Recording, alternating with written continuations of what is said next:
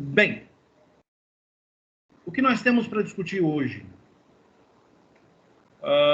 Nós temos a nossa disciplina, nossa aula, e vamos falar também, em primeiro lugar, né, vamos falar um pouco sobre os relatórios, sobre as notas. Algumas pessoas vieram me questionar a respeito de alguns assuntos referentes ao relatório, tá? Eu quero acreditar, e eu não avaliei devidamente, tá? Se essas pessoas já foram meus alunos. O pessoal da ciência da computação que vem me acompanhando e algumas pessoas da engenharia da computação que já tiveram aula comigo nesse modelo virtual já sabem como funciona a questão dos relatórios. No entanto, nós temos algumas pessoas que eu acredito que ainda não foram meus alunos, né? Não tiveram a oportunidade de passar por esse modelo virtual como meus alunos. E essas pessoas, elas não entenderam muito bem o modelo ainda, tá? Então, vamos lá. Eu não vou abrir relatório hoje, mostrar exemplos de relatórios para vocês, porque esse não é o caso, tá? Com uma exceção. Algumas pessoas, e eu já vou falar logo disso para depois falar a respeito do modelo, tá? Algumas pessoas, eu acho que não entenderam bem a questão da dinâmica durante a aula. Então, nós tivemos 3 situações distintas, que eu me lembre agora. Primeira situação. A pessoa não respondeu o que eu perguntei. Eu pedi, vamos relembrar? Eu pedi para vocês adicionarem a opinião pessoal de vocês a respeito da situação, da discussão que nós tivemos, né? Da dinâmica que fizemos, a respeito da confiabilidade. Se você confiava ou não, né? E quais eram as 3 aplicações que você mais confiava. Nós fizemos uma votação pelo WhatsApp e tal. Vocês deram as opiniões de vocês, tal. E qual foi a situação? O que foi planejado? O que foi proposto? Vocês, ao final do relatório, tá? Vocês responderiam as questões correspondentes ao relatório, ao enunciado, e, ao final deste relatório, vocês colocariam as suas impressões pessoais a respeito da dinâmica. Se você concordava ou não com aquele software, ou se você sugeria uma outra opção. Algumas pessoas entenderam isso e deram outras opções. Inclusive, algumas questões muito boas foram colocadas lá. Eu fiquei muito contente com algumas respostas que foram colocadas. Algumas coisas, inclusive, muito técnicas, tá? Então, nós tivemos um aproveitamento razoável em cima da questão pessoal. E aí vamos aos problemas. Como eu disse, algumas pessoas parece que não entenderam isso. E ao final do relatório é que era para colocar a sua impressão pessoal. O que aconteceu? Algumas pessoas, primeira situação, colocaram a resposta da sua impressão pessoal dentro do texto do relatório. O que acabou ocasionando o professor sair caçando resposta, né? Porque eu li uma primeira parte, de repente eu já não entendia. Falei, peraí, o que é isso aqui? Aí depois eu ia para a próxima e depois, peraí, lá no final do relatório não tem a impressão pessoal da pessoa. Aí eu tinha que voltar e procurar dentro do texto onde estava. Primeiro problema. Lembra que eu falei, e agora tudo é embasado naquilo que eu falei na aula anterior, tá? Não sei se foi em sistemas distribuídos ou em arquitetura paralela distribuída. Mas vamos lá.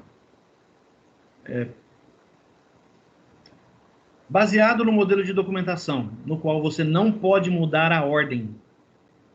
Você não pode mudar a ordem dos termos de uma documentação. Certo? Muito bem. Então, o que acontece? Se você, no mundo real, se você faz isso, você leva uma reprimenda, porque você não pode fazer isso. Certo? Desenvolvedores ou analistas não podem alterar a estrutura de documentação. Então, o relatório é o primeiro modelo de documentação que está sendo trabalhado.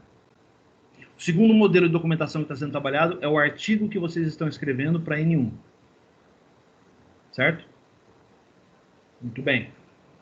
O pessoal que veio da análise tem mais experiência com isso e sabe já de antemão que não pode acontecer isso. Muito bem. Como eu já tinha falado isso anteriormente para vocês, dessa vez foi quesito de avaliação, tá? Por isso algumas pessoas não estamparam aquele 10. Algumas pessoas não tiveram essa possibilidade, tá? Segunda situação.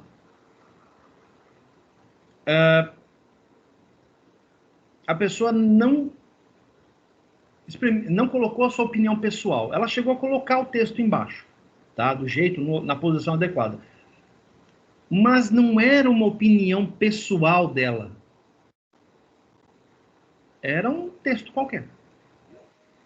A impressão que eu digo é, no meu ponto de vista, na minha forma de enxergar a situação, na minha opinião, e assim por diante. E algumas pessoas, inclusive, usaram termos muito genéricos. Algo tipo assim, nem lá nem cá. Ou não entenderam realmente que era para dar opinião pessoal. Porque nem citar um exemplo a pessoa citava. Tá? Isso não foi pedido. Não foi discutido. Não era para fazer desse jeito. Terceira situação, a pessoa não respondeu. Não respondeu. Respondeu apenas a questão 1, a questão 2 e nada da questão 3. Da, questão, né, da sua opinião a respeito da dinâmica. Eu não quero tirar conclusões apressadas, mas tudo me leva a crer que as pessoas que não responderam não assistiram o vídeo. Não assistiram a aula gravada que tem no YouTube ou no portal. E eu gostaria que vocês entendessem isso. Essa experiência foi uma proposta que eu tive junto com outros professores, lembrando que todos nós nos reunimos uma vez por semana para bater um papo, trocar algumas ideias e tal. Surgiu essa ideia, eu gostei da ideia e eu fiz. E surtiu em parte o efeito que eu gostaria de perceber. Eu não estou fazendo pré-julgamento de ninguém,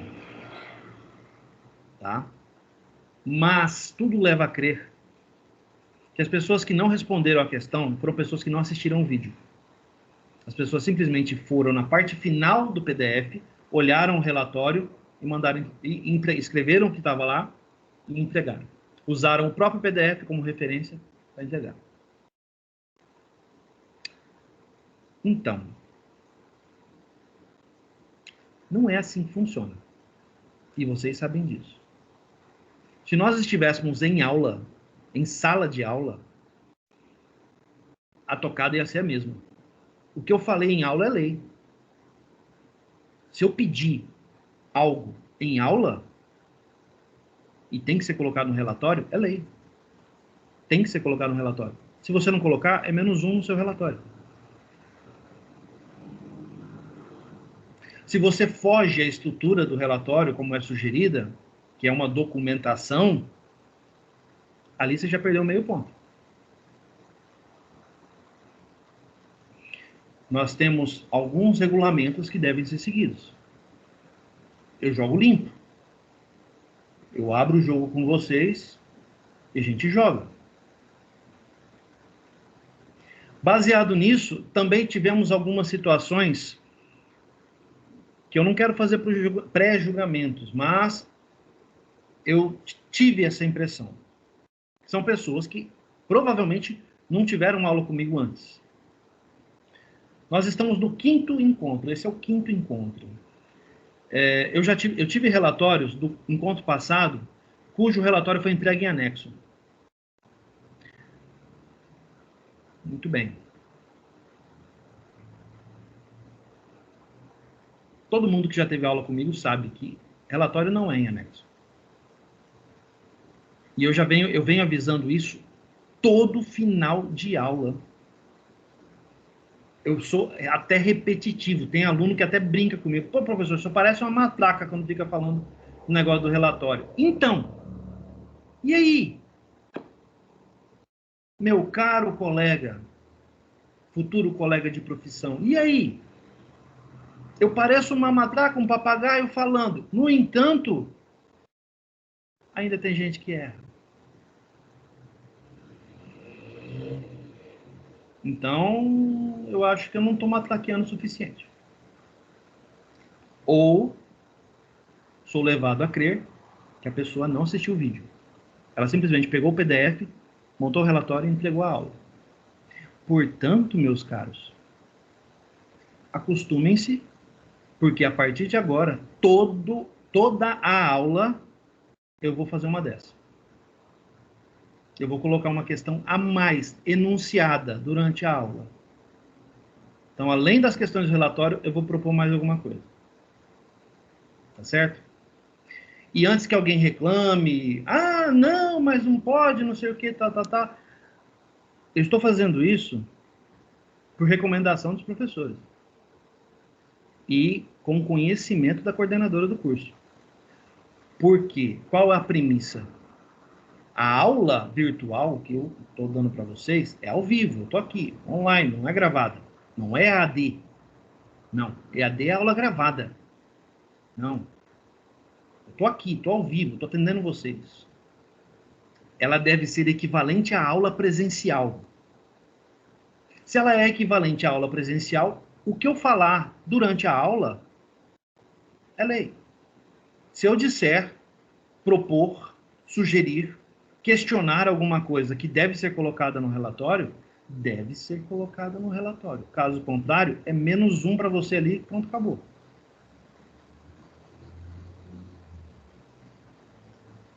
Tá certo? E essa questão foi levada a conhecimento da coordenação. Tá bom? A coordenadora está ciente disso. Assim como está ciente das notas de todas as turmas que têm aula comigo. Porque a experiência de relatório já se comprovou ser uma das melhores em questão de rendimento de turma e performance. Que o diga os calouros. Tá?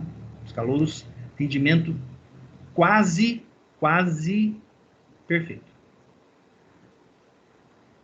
Beleza?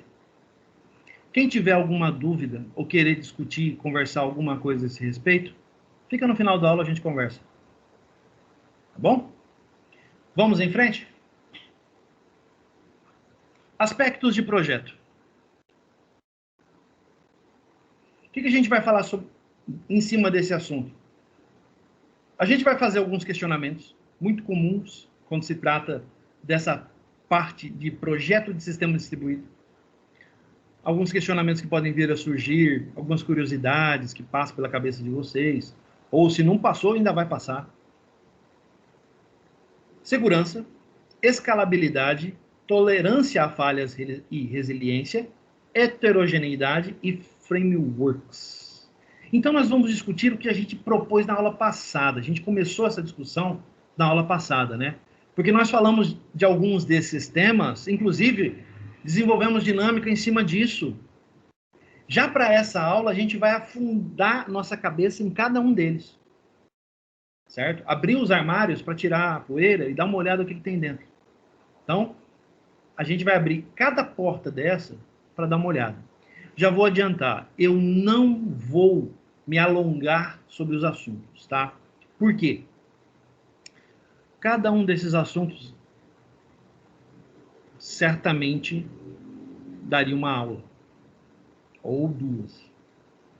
Caso de segurança, então, existe disciplina que trata disso. Então, não dá para ficar batendo, falar, não, vamos estender aqui e tal, fazer uma coisa muito grande. Não. Senão, esse slide passaria facilmente de mais de 150 slides. Facilmente, tá? Só para termos de curiosidade de vocês, essa apresentação eu enxuguei e tem 58. Lógico, tirando algumas coisinhas ali e tal, a gente vai arredondar nos 50. Tá? Então, são assuntos muito extensos. Notoriamente extensos. Então, eu não vou ficar perdendo tempo ali. Não que seja perda de tempo, muito pelo contrário, mas cada um deles merece uma aula própria. Em algumas situações, até uma disciplina. Segurança da informação, por exemplo, é uma pós-graduação. Então, tolerância a falhas é uma disciplina de mestrado. Escalabilidade é uma disciplina de engenharia de software. Pós-graduação em engenharia de software. Tá? Eu acho que tem no curso de graduação em engenharia de software da Universidade Federal. Não tenho certeza, mas... Unigran também, professor. Na Unigran também? Aham. Beleza aí. Mais uma. Eu não sabia que o Unigran tinha engenharia de software, hein? Legal. Unigran Campo Grande ou Dourado? Campo Grande. Olha, aqui mesmo. Bom, muito bom. Bom saber disso. Bom saber disso. Bom, então vamos seguir em frente, tá? Vamos começar com alguns questionamentos que surgem quando a gente começa a discutir esse assunto propriamente dito. Ó, vamos lá. Você já pensou em como os serviços de streaming de vídeo mais populares da atualidade conseguem suportar uma quantidade enorme de acessos simultâneos?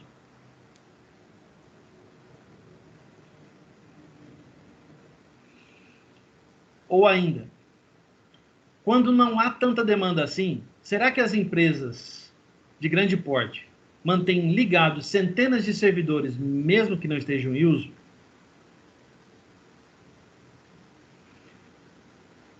Você já pensou no consumo de energia dessas máquinas ociosas?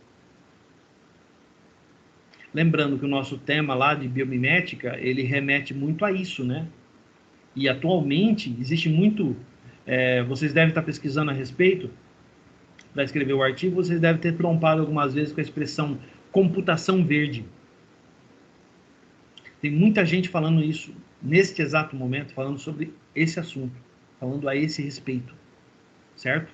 E o que seria essa tal computação verde? Então, terceira questão do relatório, tá? Computação verde. Vamos lá?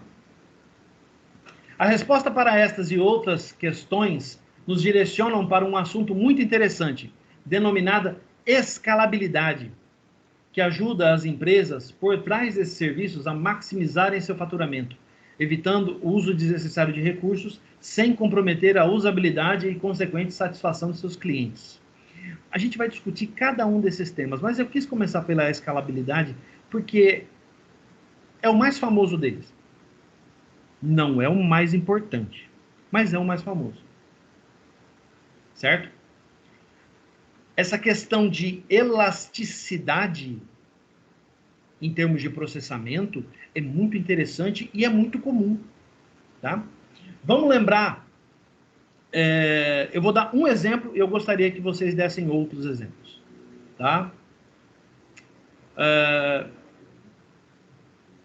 Durante a Black Friday, o pessoal, por exemplo, eu vou citar um exemplo, tá? O pessoal do Submarino, eles costumam fazer o seguinte: durante aquele período, existe uma maior necessidade de processamento, porque eles atendem muitas pessoas. Não é a loja que mais atende. Eu mesmo já deixei de comprar no Submarino já tem um tempo. Acredito que vocês têm outras opções também. Mas pensem comigo. Durante esse período, o pessoal do Submarino vai lá e fala o seguinte: para a empresa no qual a nuvem, né, um serviço de nuvem no qual o Submarino está hospedado, eles solicitam um aumento de nós nas máquinas que processam as solicitações web e nos nós do cluster do banco de dados deles. Então vamos imaginar que o Submarino hoje tenha algo em torno de, vamos colocar aí, um cluster de 8 servidores. Cluster. Então, estou fazendo referência a banco. Agora, vamos pensar o seguinte. Só um pouquinho, Diego. Vamos pensar o seguinte. Na parte web, no web farm deles, vamos imaginar que nós temos aí outros 8 para atender normalmente durante os períodos normais.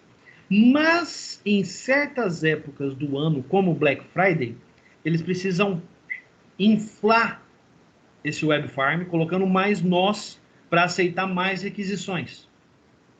E eles precisam inflar também o cluster, aumentando o número de nós que tem no cluster. Certo?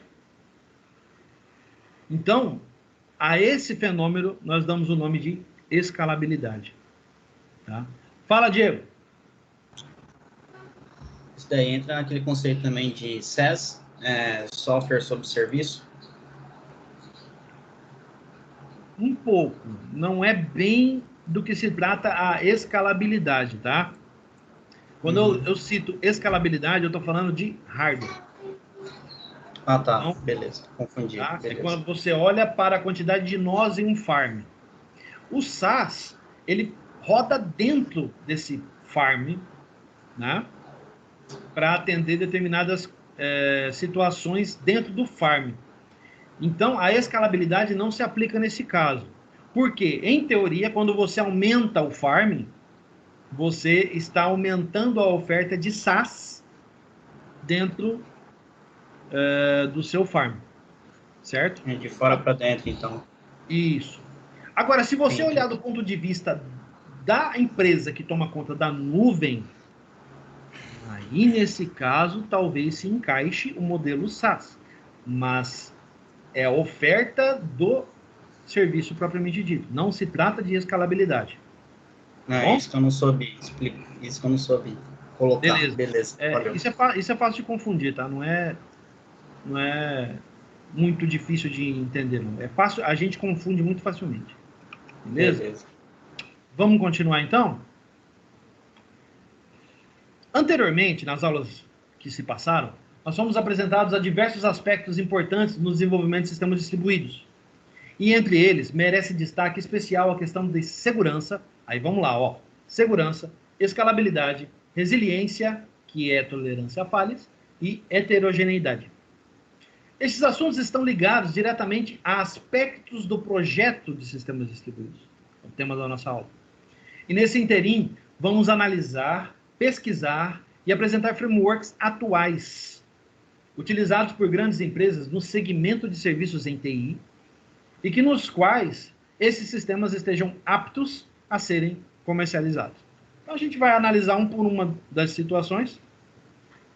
Talvez a situação que a gente mais verifique aqui é segurança, porque para nós talvez ela seja uma das mais importantes, e pelo menos dos relatórios que eu li que tinha a opinião pessoal, foi o que mais apareceu, a questão de segurança. Beleza? Então vamos lá. Vamos começar por ela. Um dos aspectos mais importantes do projeto de sistemas distribuídos é a segurança. Tipicamente, seja qual for a aplicação desenvolvida, sendo um sistema distribuído, funcionará em uma plataforma com várias máquinas chamadas de nós, que replicam tal aplicação e, conforme já sabemos, a comunicação entre essas máquinas sempre ocorre por meio de redes de comunicação, tipicamente cabeadas. Tá? Eu fiz uma pesquisa e andei conversando com o professor Alan a respeito da possibilidade de nós termos sistemas distribuídos baseados em Wi-Fi. O Alan me sugeriu que a possibilidade existe. No entanto, como a banda é muito menor, a tendência é não utilizar. Tá? Porque a banda para sistema distribuído tem que ser muito grande. A taxa de transferência tem que girar na casa dos gigabits. Então, Nós trabalhamos com uma banda muito menor em Wi-Fi. Nesse ponto de vista, concordo com ele. Tá? Aí faz sentido dizer que em uma rede local, cabeada, o sistema distribuído fica muito mais performático, digamos assim. Seria possível? Até seria. No entanto, a banda é muito pequena, é muito curta.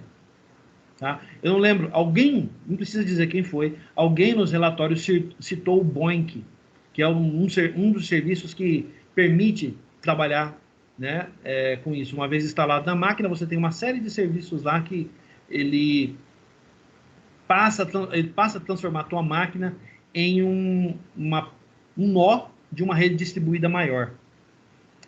O BOINC, se não me falha a memória, é o mesmo sistema que é utilizado pelo pessoal do SET, a galera que faz a busca de vida extraterrestre, utilizando sinais de rádio, tá? Acho que eu já contei falei um pouco sobre eles para vocês. É o projeto SET at Home, SET@home. Eles utilizam BOINC para isso. Por que eu estou comentando? Porque se você tem um BOINC instalado no seu notebook e o seu notebook começa a trabalhar com Wi-Fi, o próprio BOINC já avisa para você que ali ele não vai trabalhar legal. Porque ele precisa fazer essa troca de informação com a rede para obter material, processar e despachar material. Ele precisa fazer isso. Certo? Vamos continuar aqui. A partir dessa análise, algumas questões aqui, tá? Questões referentes à segurança desse sistema devem ser levadas em consideração. Em termos de sistemas distribuídos, podemos pensar em 2 níveis. Atenção! Confidencialidade dos dados e integridade dos dados. Em confidencialidade, refere-se ao acesso ao dado por indivíduos ou sistemas não autorizados. O que anda acontecendo bastante com essas invasões que tem por aí, né? Integridade dos dados, refere-se além do acesso à modificação do dado. Então, se a pessoa não tem permissão, acessa e ainda muda a informação, ela está incorrendo em 2 problemas seríssimos de segurança. Certo? Uma outra maneira de ver a segurança em sistemas de computação é na situação em que tentamos proteger os serviços e dados que são ofertados contra ameaças à segurança. Há 4 tipos de ameaças à segurança que devemos considerar, tá? Interceptação, interrupção, modificação e fabricação. Rapidinho. Interceptação, captura de mensagens tocadas entre usuários e serviços em um sistema distribuído. Os nossos colegas que ficam escutando os pacotes passando pelo HTTP, por exemplo, a gente viu isso muito próximo em CC1. Interrupção, tornar um serviço indisponível temporariamente ou permanentemente. Alguns ataques são capazes de fazer isso. Modificação, alteração de informações ou configurações em um componente de um sistema distribuído. Você alterar uma parte do sistema distribuído para atender os seus objetivos maléficos. E fabricação, uso de identidade, ticket ou certificado digital falso para acesso ou realização de alguma atividade não autorizada. Você entra em um sistema distribuído usando uma identificação ou até mesmo um token de validação falso e o sistema aceita. A gente tem muito isso, tá? Para enfrentar as ameaças à segurança, as empresas normalmente elaboram um conjunto de diretrizes e procedimentos que compõem o que se chama de política de segurança da empresa. Aquelas normas chatas, não pode pendrive, você não pode acessar Facebook, não pode acessar Instagram, não pode... Pelas máquinas da empresa. Pelo Wi-Fi, ali pelo seu 4G, ninguém fala nada. Eu, quando trabalhava lá na Secretaria de Fazenda mesmo, né, mais recentemente em outros locais, eu tive essa experiência. Eles tinham um bloqueio de Facebook, Instagram, YouTube, eles não deixavam acessar. Algumas situações, você até acessava o seu YouTube, porém, determinados tipos de canais estavam bloqueados, não eram permitidos, certo? Eu acredito que vocês conheçam bem esse tipo de coisa lá na empresa onde vocês trabalham, ou onde estagiaram, ou onde já trabalharam. Alguém já deve ter vivenciado alguma coisa do tipo, né? A política de segurança define quais entidades, usuários, serviços, dados, máquinas, etc., podem ter acesso a quais recursos e quais ações estas entidades podem executar sobre esses recursos. Muito bem. Mecanismos de segurança. Uma vez estabelecida a política de segurança, torna-se possível focalizar os mecanismos de segurança pelos quais uma política pode ser imposta. Os principais mecanismos de segurança que suportam os sistemas distribuídos são encriptação, criptografia. Uso de criptografia para troca de mensagens e armazenamento de informações sensíveis. Autenticação para acesso a um recurso. A pessoa tem que ter permissão para acessar determinada informação, determinado recurso, determinado servidor, compartilhamento, etc. Desculpa. Autorização para executar ações em um recurso. Acessei o compartilhamento específico. Gostaria de executar uma ação naquele compartilhamento. Eu posso? Eu tenho autorização para isso? Autenticação e autorização são coisas diferentes, tomem cuidado. E auditoria. Registro de atividades realizadas em logs. Toda a informação de trabalho daquele usuário acessando determinado compartilhamento fica armazenada. Então, o que ele acessou, onde ele acessou, como ele acessou e quais eram as credenciais de acesso dele. Beleza? Professor, Pois não? essa autenticação e autorização, ele, então, não, eu pensei aqui, seria aquela autenticação de 2 fatores, que é a autenticação e depois ele manda uma autorização para o seu celular, ou não, vai ser 2 autenticações, não chega a ser autorização, aquele segundo fator de pedir autorização, entre aspas, para o seu celular. Seria o combo dos 2 ou é a mesma coisa? É a mesma coisa. É autenticação apenas. É para garantir que você é você mesmo. Sim, tá. Beleza. Certo? Agora, autorização é quando, por exemplo, se você tivesse feito essa autenticação em 2 fatores e quando você entrou no sistema, você manda, por exemplo, copiar um PDF daquele sistema para a sua máquina. Fazer download de alguma coisa. Aí ele vai verificar se a sua credencial tem autorização para fazer isso. Entendi. É coisa já configuração do servidor, né, no caso. Isso. Tá bom. Beleza? Vamos em frente. Qualquer dúvida, gente, dá um berro aí. Criptografia ou encriptação é a mesma coisa. O uso de criptografia é um dos principais mecanismos para a segurança em sistemas distribuídos e não distribuídos. Na sua máquina, por exemplo, você pode usar, inclusive é até recomendado que nós naveguemos por sites que sejam HTTPS, né? Para evitar problemas. E os nossos navegadores geralmente avisam quando você está entrando em um site que não é HTTPS. Os mecanismos de encriptação e decriptação são acompanhados pelo uso de métodos de criptografia parametrizados por chaves. Os principais meios de criptografia utilizados são os seguintes: sistema simétrico de criptografia, sistema assimétrico de criptografia e funções hash. Os canais seguros, vamos falar um pouco. A comunicação entre os componentes precisa ser feita através de canais seguros para clientes e servidores.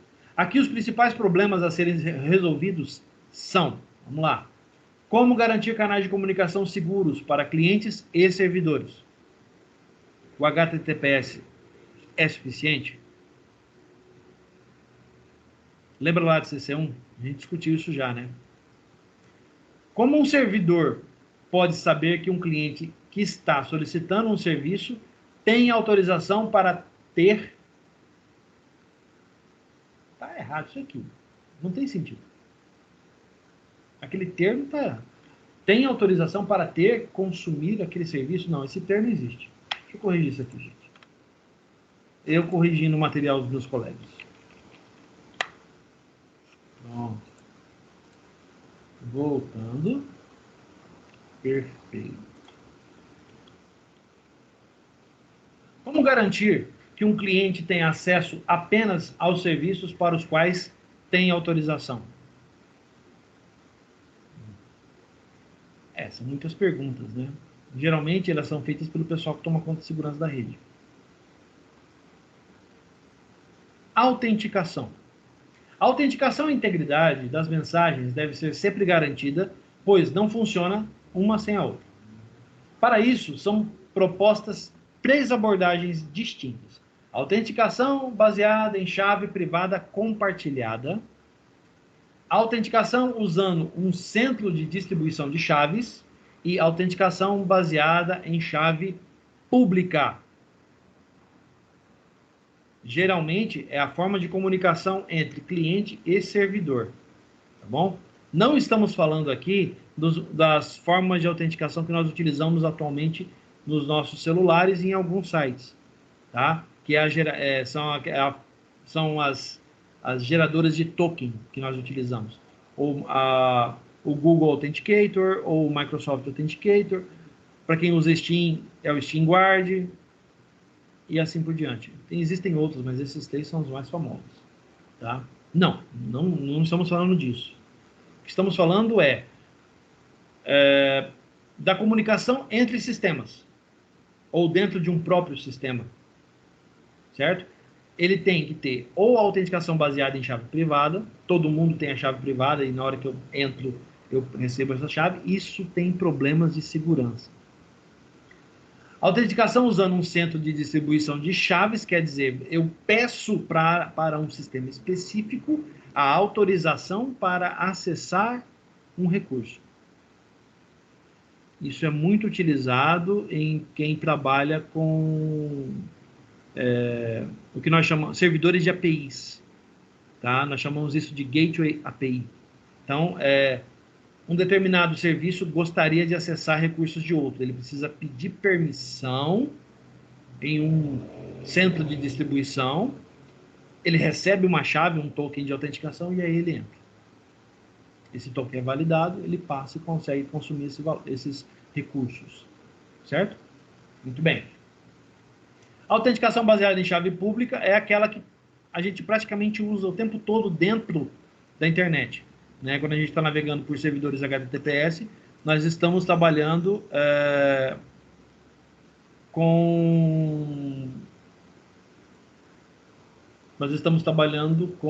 chaves públicas, tá? Deixa eu ver uma coisinha. Eu acho que eu consigo. Deixa eu abrir o painel de controle aqui. Vocês podem tentar de vocês também. Existe um recurso no painel de controle que permite a gente ver as chaves que estão registradas no Windows. Deixa eu achar. Sistema de segurança.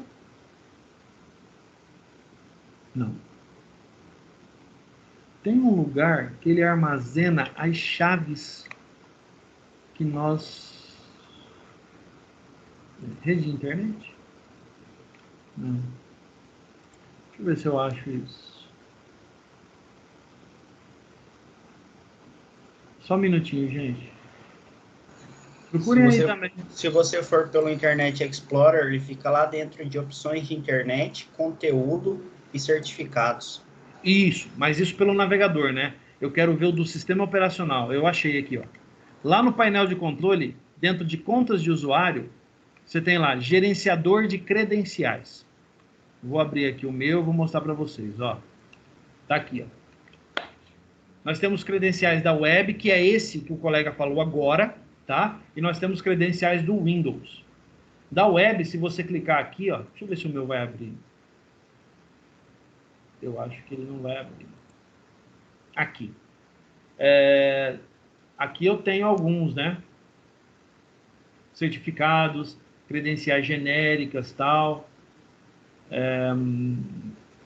Se vocês verificarem de vocês, vocês podem encontrar bastante coisa aí. Beleza? É bom para usar quando dá problema na AD também, na parte de autenticação. Não entendi. Repete, Diego. Isso daí é bom em ambiente corporativo, essa parte aí, quando dá problema de autenticação de AD, essas coisas, aí dá para forçar ali. Uhum. Exatamente. Exatamente. Quando a gente está trabalhando em controlador de domínio, ambiente de rede, isso aqui é muito útil mesmo, você tem razão, tá? Apesar de que, vou ser sincero, não é bem minha praia. Eu meio me abstenho um pouco de mexer na parte de rede, tá? Bom, vamos continuar aqui então. Confidencialidade e integridade. A confidencialidade das mensagens pode ser garantida com o uso de autenticação baseada em chave privada. Chave privada. Não é todo mundo que tem. A integridade das mensagens pode ser mantida de duas formas. Através de assinaturas digitais, o que é o mais comum, nós utilizamos esse método hoje, certo? E através de chaves de sessão, que são geradas pelo próprio servidor. Tá? Qual é o método mais comum atualmente? Assinaturas digitais. Chaves de sessão mostrou-se ser um método um pouco inseguro. E também pode proporcionar situações em que você pode ser invadido facilmente. Então, eles decidiram tomar um pouco de cuidado e se afastar um pouco disso, partindo para o lado das chaves digitais, das assinaturas digitais, que é muito melhor, convenhamos. É muito mais seguro, né? Controle de acesso. Em um modelo cliente-servidor, quando um cliente faz uma requisição, ele só deve ser atendido se tiver direitos de acesso para as operações realizadas naquela requisição. Formalmente, a verificação de direitos de acesso é referenciada como sendo controle de acesso, enquanto que a autorização trata da garantia dos direitos de acesso. Coisas distintas, tá? Quando o sistema verifica, ele valida se determinado usuário dentro daquele grupo tem aquela permissão para acessar aquele recurso. Mas, então, aquele usuário pode ser que não tenha permissão, mas o grupo que ele faz parte tem direitos de acesso àquele recurso. Entenderam a diferença? Então, nós temos direitos por grupo e direitos por usuário. As garantias de acesso são fornecidas a quem? Ao grupo. O usuário tem garantias de acesso? Geralmente não. São permissões efetivas. Tá? As garantias são fornecidas por grupo. Certo? Vamos em frente. Modelo básico para controle de acesso. O sujeito emite uma requisição para acessar um objeto. O monitor de referência verifica os direitos de acesso do sujeito e decide se ele tem permissão para acessar o objeto. Em caso positivo, a requisição é recebida e respondida pelo objeto requisitado. Então, isso aqui é simplesmente um modelinho de comunicação, tá? No qual ele pode ter permissão de acesso, sim ou não. E ele valida se tem, se tiver, passa reto. Caso contrário, acesso negado. Continuando, questões gerais sobre controle de acesso. Vamos lá? É extremamente importante que o monitor de referência seja inviolável. Em outras palavras, o invasor não deve ser capaz de burlar seu mecanismo de proteção. Proteção pode incluir também questões relacionadas com o gerenciamento de objetos. Exemplo, criação, renomeação e deleção. Abordagens utilizadas para a garantia de controle de acesso são matriz de controle de acesso, ACL, que são aquelas regrinhas que são executadas de vez em quando dentro do servidor, para todo mundo que está no domínio, e a proteção de domínios em si. Então, quando você está em um sistema em que tem muitos domínios, tipo, você tem o domínio financeiro, o domínio administrativo, o domínio contábil, o domínio RH, certo? Todos esses estão abaixo de um domínio maior, que é o domínio da empresa. Isso aí é a estrutura de rede, tá, gente? Professor? Oi, Tá com o microfone aí, não sei se é o senhor ou alguém, mas tá bem ruim de entender. Tá, eu acho que tem alguém com o microfone aberto, então. Continua? Continua. Tá só pra mim ou mais alguém tá ouvindo aí? Não, tá tipo um chiado, um zumbido aí bem ruim. É como Tem se mais... alguém tivesse com o microfone aberto mesmo. Mas é engraçado que aqui para mim não parece, tá? Deixa eu dar uma verificada. É, começou agorinha. Tá tranquilo. É, na verdade, agora que você falou, ele deu uma chiada braba aqui para mim.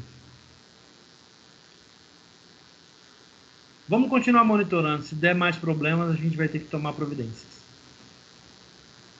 Vamos dar uma olhada... Então, professor, eu acho que é o seu mesmo. Não entendi. Eu acho que o chiado, na verdade, é do seu microfone.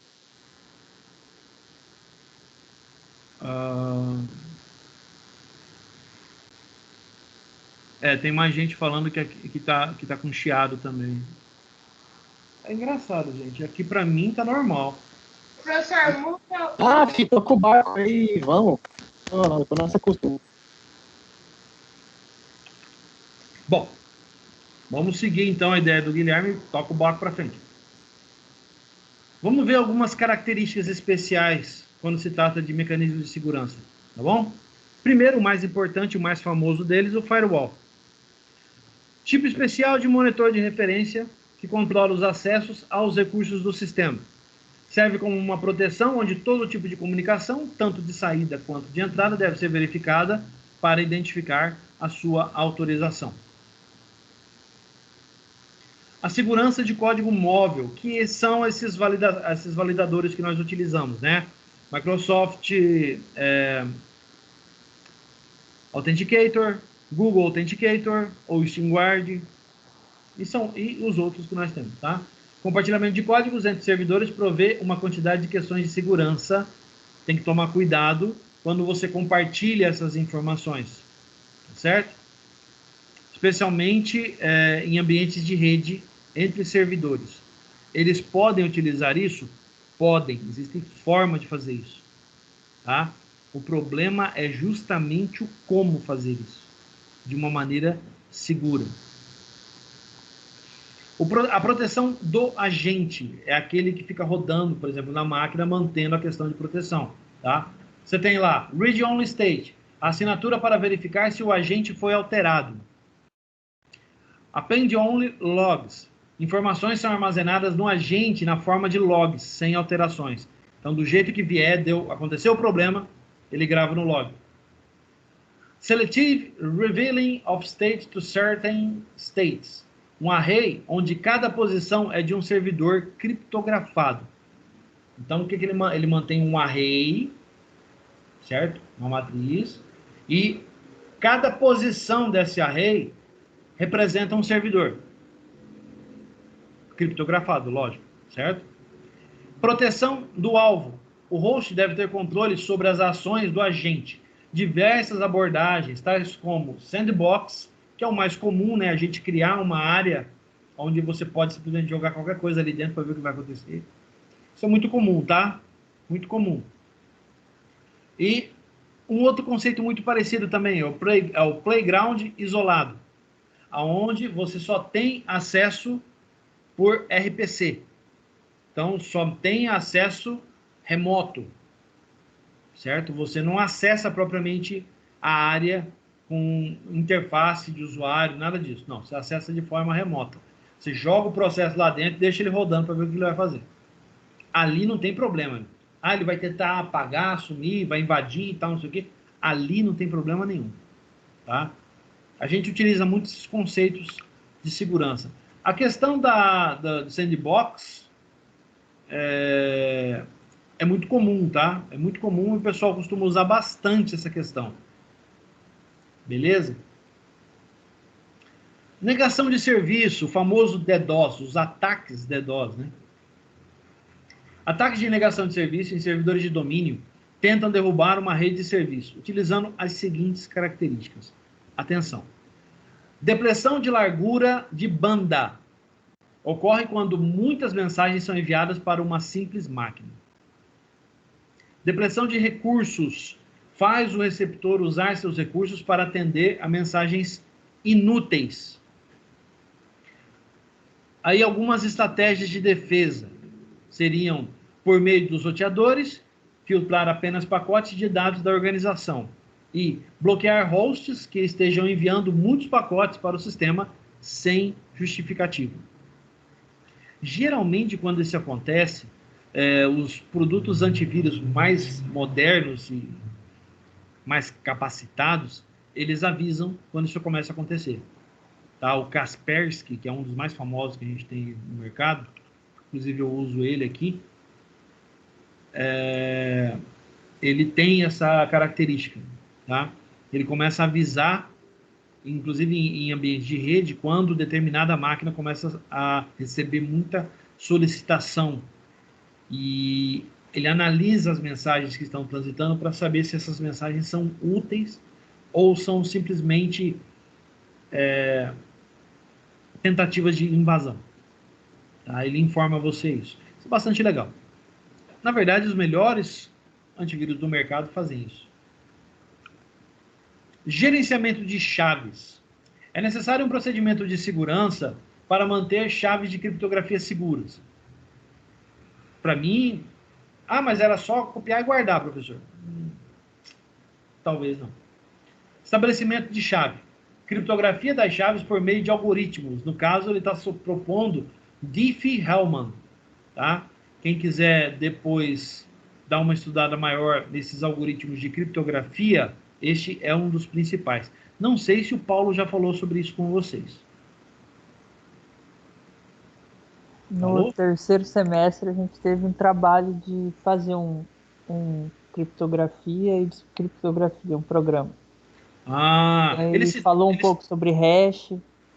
Agora, esse nome eu não me recordo de ter... Não, ele não falou sobre Diffie-Hellman para vocês, então? Eu não me recordo. Não, tudo bem.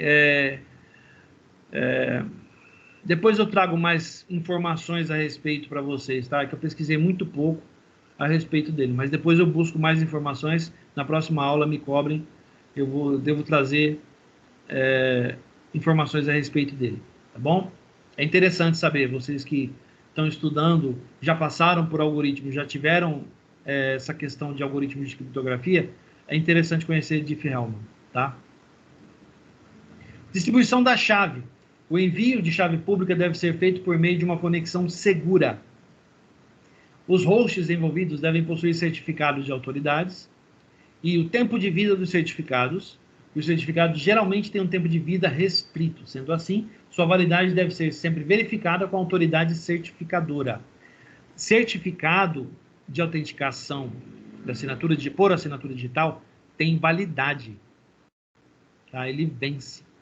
Quantas vezes vocês já devem ter visto, por exemplo, que determinado site, ao acessar, você recebe a mensagem que o certificado digital daquele site venceu. Da Receita Federal tem isso também. Infelizmente acontece, tá? Isso é quando o pessoal que toma conta da segurança esquece que isso aqui vence. Convenhamos, eles têm muita coisa para pensar, mas essa é uma das coisas que eu não podia esquecer. Principalmente Receita Federal.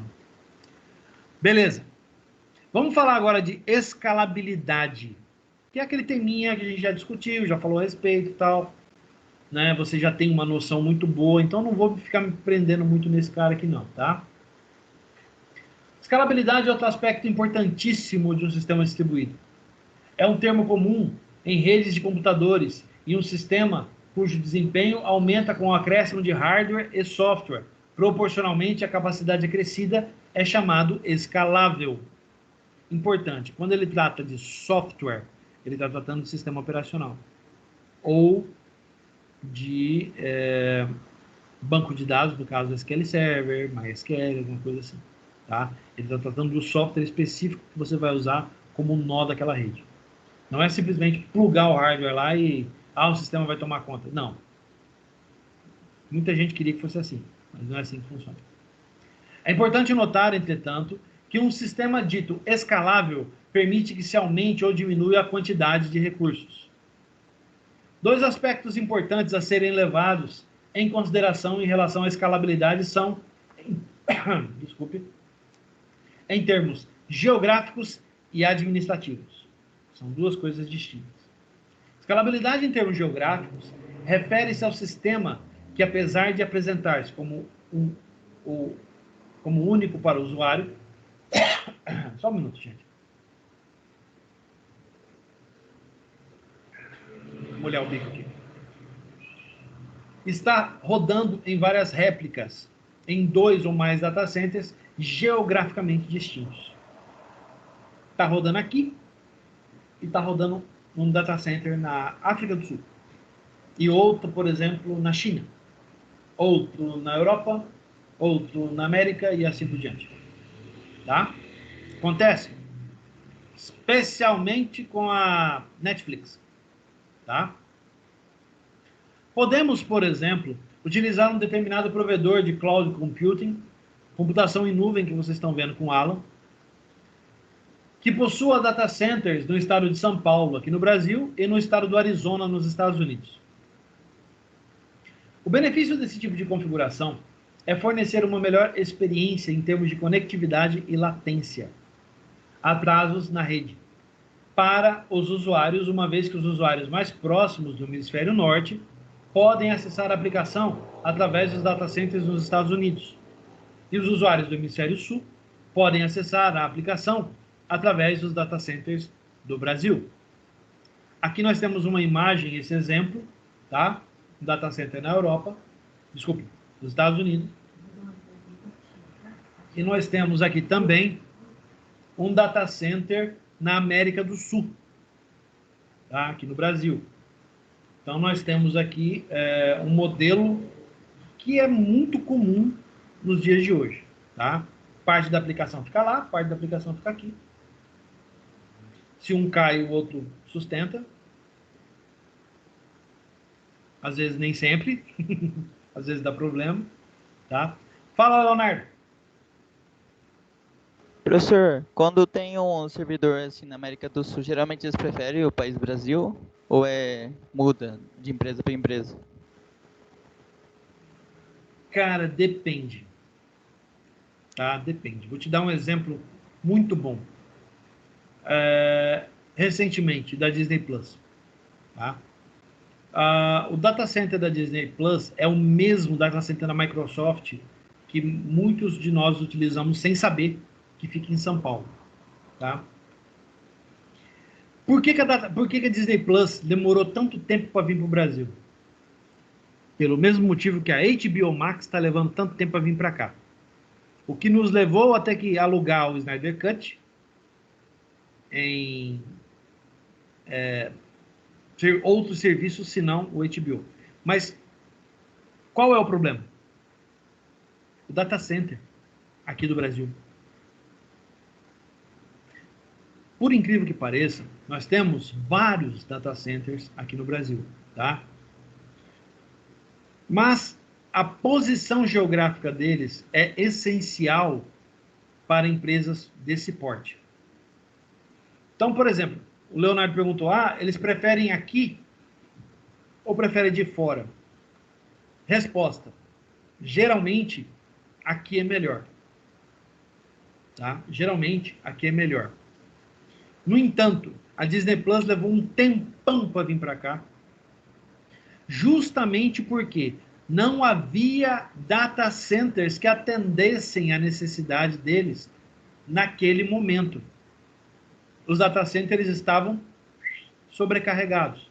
Lembrando, Disney Plus estreou aqui ano passado. A pandemia começou em março. Eu acho que todo mundo lembra como é que foi aquele desespero logo no começo. Todo mundo vindo para casa, trabalhando de casa, acessando o sistema que cai, conexão ruim de internet e tal. Então, os data centers estavam sobrecarregados. Muita empresa pegou o sistema ainda não tinha, estava aquele planejamento de tartaruga, né? Para levar o sistema da empresa para a nuvem. Aí veio a pandemia e todo mundo teve que sair correndo desesperado. É óbvio que quem sofreu mais nesses casos aí, por exemplo, foram os data centers, porque eles não estavam prontos para tamanha demanda que estava acontecendo. Certo?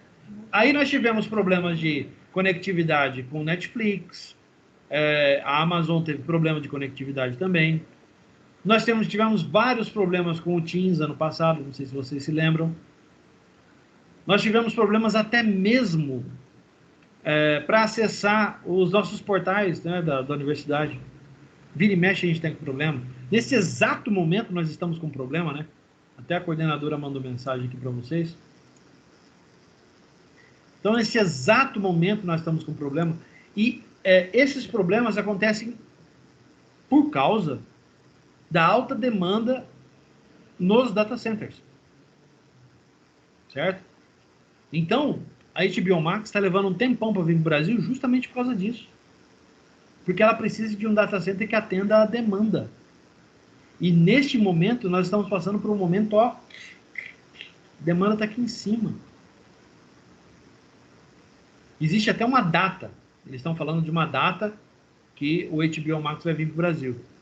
Eles fixaram uma data. Então, eles provavelmente já fecharam negociação com algum data center.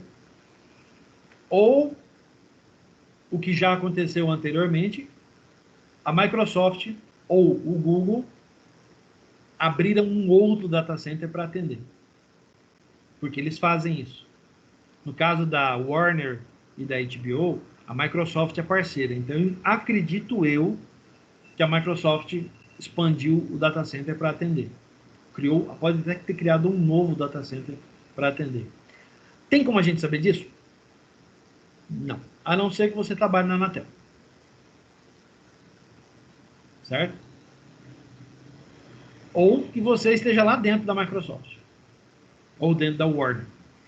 Aí você fica sabendo. E mesmo assim, acho que é um pouco difícil, porque esse tipo de informação geralmente é sigilosa. Tá? Vamos continuar aqui. Vamos analisar esse cenário aqui, ó. Outra vantagem é que na ocorrência de um desastre, por exemplo, um furacão passar pelo Arizona, que comprometa o data center, todos os usuários poderão acessar o data center de outra localidade, incluindo os usuários do mais próximos ao data center atingido, ainda que a usabilidade do ponto de vista desses usuários seja ligeiramente comprometida, devido à maior distância desse data center.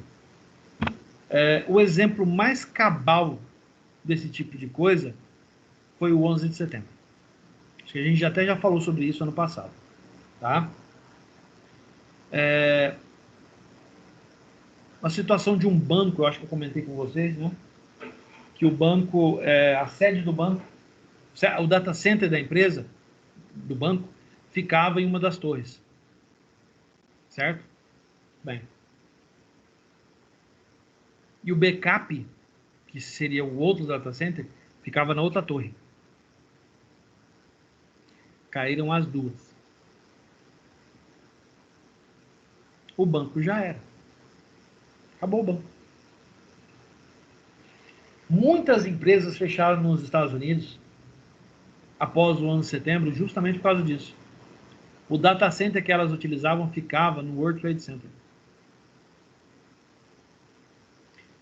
Portanto, é de bom grado que empresas que sejam tão grandes assim, elas tenham data centers separados, geograficamente, distância de um continente um do outro. Certo? Tudo isso para quê? Tudo isso para prevenir justamente essa questão, que é a questão de necessidade de garantia de permanência, né, de existência. Se aquele data center cair, o outro assume. Certo? Porém, nós temos uma outra questão que tem que levar em consideração.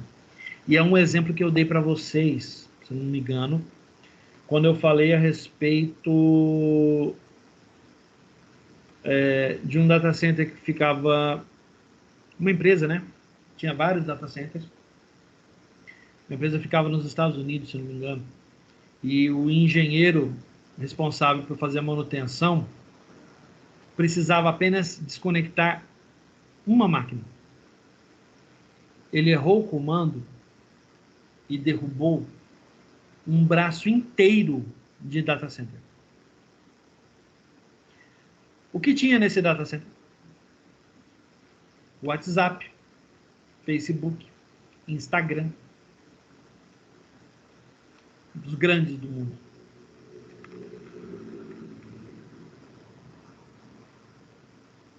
E aí? Ah, os outros seguram. Mas eu não sei se vocês se lembram, mas geralmente quando esse tipo de coisa acontece é quando o WhatsApp para de funcionar. Aí vira aquele pandemônio, porque o brasileiro adora. O brasileiro é o maior usuário de WhatsApp do mundo, são os brasileiros. Não sei se vocês sabem disso. E quando o WhatsApp para de funcionar no país, vira um pandemônio. Quando o Facebook para de funcionar direito, dizem, inclusive, que você quer saber se o mundo vai acabar? É se o Google parar de funcionar. Se você disparar uma pesquisa e o Google não responder, o mundo está acabando. Isso é lógico, é uma piada, né? Mas é para vocês verem o quanto se espera, a expectativa de resposta da empresa. Se você fizer uma pesquisa do Google e ele não responder, tem algo muito errado. Porque o Google geralmente responde a todas as suas pesquisas. Agora imagina um determinado momento o Google para de responder. Fala, gente, caiu um meteoro lá. Eu só estou esperando a onda de choque chegar aqui. A gente fala assim, às vezes, parece até brincadeira, mas... Quando você leva isso em consideração, desastres naturais, você tem que pensar em tudo. Especialmente no seu caso. Por exemplo, você é responsável pela administração do data center. Cara, você tem que pensar em tudo, mas em tudo mesmo.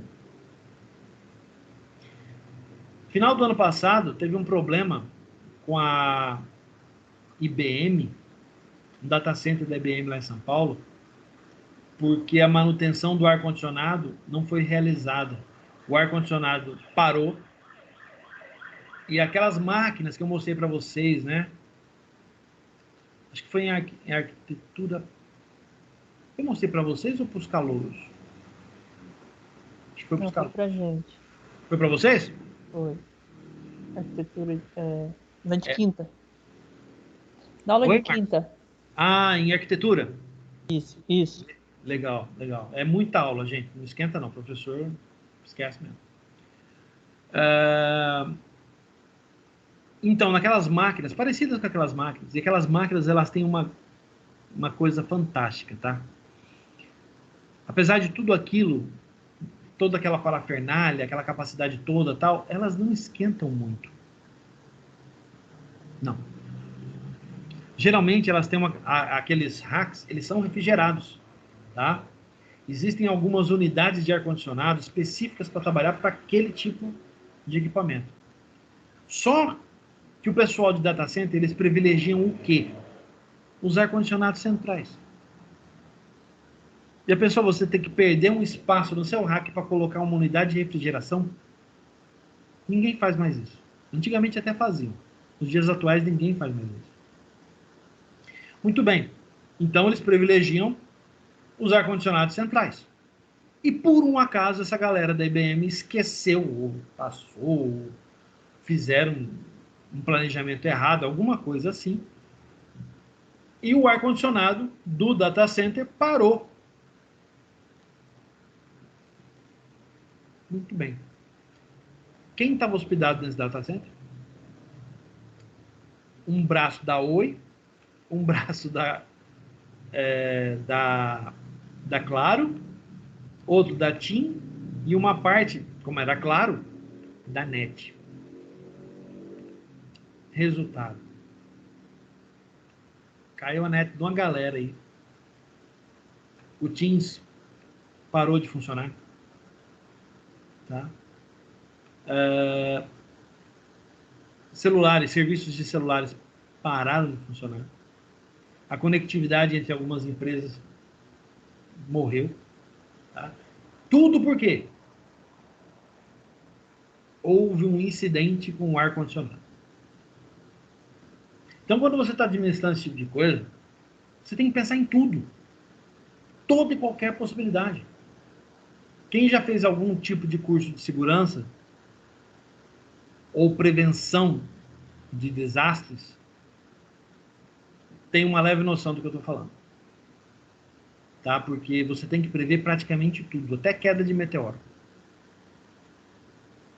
Por exemplo, eu não sei se vocês sabem, alguns data centers do Google, eles são unidades submarinas. Certo? Porque o Google mantém essas unidades numa determinada profundidade, na costa do Canadá, se eu não estou errado, ou é na Europa, é algum lugar muito frio. Eles mantêm essas unidades abaixo da linha do oceano, numa determinada profundidade, certo? Tudo para quê? Por um acaso, os data centers em terra forem para o saco por qualquer motivo, tem aqueles. E eles não são backups, eles são operacionais. Inclusive, há um tempo atrás, passou uma reportagem bastante interessante de um técnico, né? Estava acompanhando o técnico da Google, que foi até um desses data centers efetuar a troca de uma CPU que estava com problema. Para tirar uma gaveta daquela e colocar outra. Foi bastante interessante ver como funcionava aquela unidade, aquele data center. Era um container, no fundo, não no fundo, né? Em uma determinada profundidade. É um container. Eles trouxeram o container até a superfície, abriram o container, entraram no container, tem um CPU dos dois lá, né? Paredes de CPUs. Super refrigerado o negócio, né? Tudo isso para quê? É prevenção, é planejamento. O cara está prevendo o pior. E é justamente o tipo de coisa que a gente tem que ter em mente quando se trata desse tipo de situação. Quando você faz um planejamento prevendo o pior. E se tratando de data centers, é assim que funciona. Beleza? Alguém tem mais algum exemplo? Quer dar mais alguma sugestão? Trocar mais alguma ideia?